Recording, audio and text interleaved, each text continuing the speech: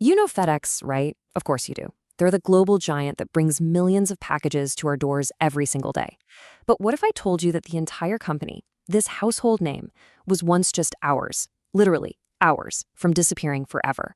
And the thing that saved it, it wasn't some brilliant business move. It was a wild, desperate weekend in Las Vegas. In 1973, this is what it all came down to. $5,000. That was the entire balance of the Federal Express bank account. I mean, that's barely enough to keep the lights on, let alone run an entire airline. The company was on life support, and the plug was about to be pulled. So put yourself in the shoes of its founder, Fred Smith. The company is bleeding money, creditors are knocking down the door. What do you do? I mean, really, where do you turn when every single normal, logical option is gone? And this is where the story just gets unbelievable. The solution to this massive corporate crisis, it wasn't found in a boardroom. It wasn't cooked up by a team of accountants. No, it was found at a blackjack table. Okay, so to understand how FedEx even got to this point of pure desperation, we have to rewind a little bit.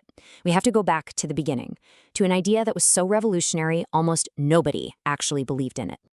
While he was still a student at Yale, Fred Smith wrote a paper proposing this exact concept. See, instead of flying a package directly from, say, New York to LA, you'd fly everything to one central hub, Memphis in this case, sort it all overnight, and then fly it out to its final destination. This was basically the birth of the overnight delivery system we all rely on today. And the reaction to this world-changing idea? His professor thought it was completely impractical, too expensive, totally unnecessary, a logistical nightmare. He gave him a C on the paper. A C. But Smith, he was absolutely convinced he was right. Well, fast forward to 1973, when FedEx officially launched, and all that academic skepticism, it started to look kind of true. The company was in a catastrophic financial freefall from day one. And the sheer scale of the failure was just staggering. The company was losing $30,000 every single day. The vision was incredible, but the actual costs for planes, for fuel, for staff, they were absolutely astronomical. And, that adds up fast. In its first 26 months, the company burned through a staggering $29 million. They were just hemorrhaging cash with absolutely no end in sight.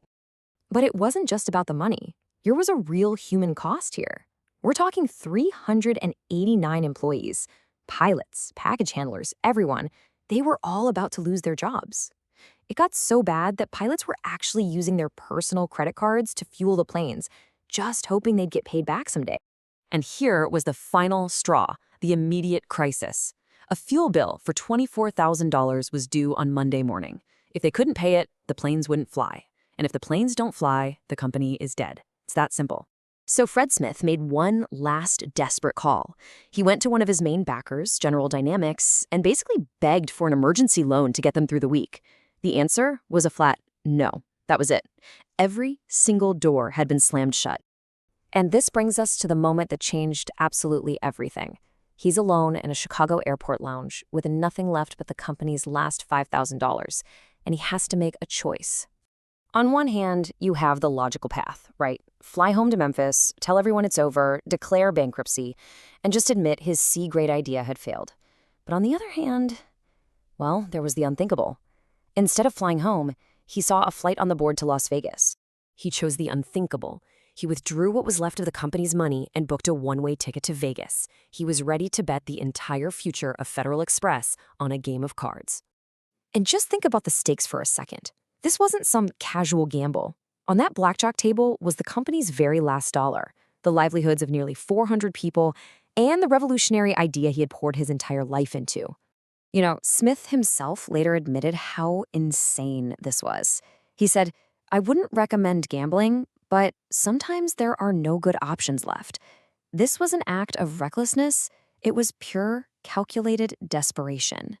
So what happened? After a whole weekend at the tables, turning that final $5,000 over, hand after hand, he walked away with $27,000.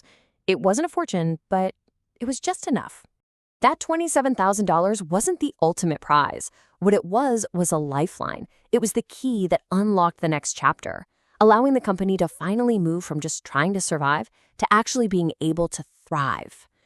Check out the domino effect this created. First, he paid that critical $24,000 fuel bill. That meant the planes could fly on Monday.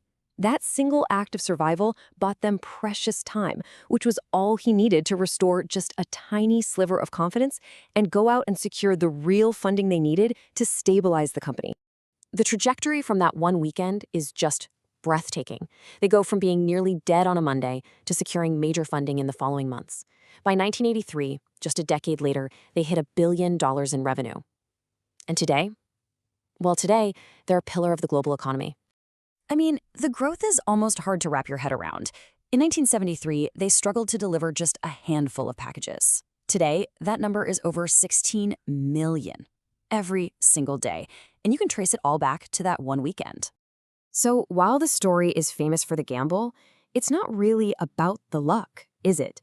It's about a founder with such unshakable conviction in his idea that he was willing to do literally anything to keep it alive, especially when the rest of the world was telling him he was wrong. And that leaves us with a pretty powerful thought. How many other revolutionary ideas are out there right now, teetering on the edge of failure, just waiting for that one person with enough conviction to refuse to let them die?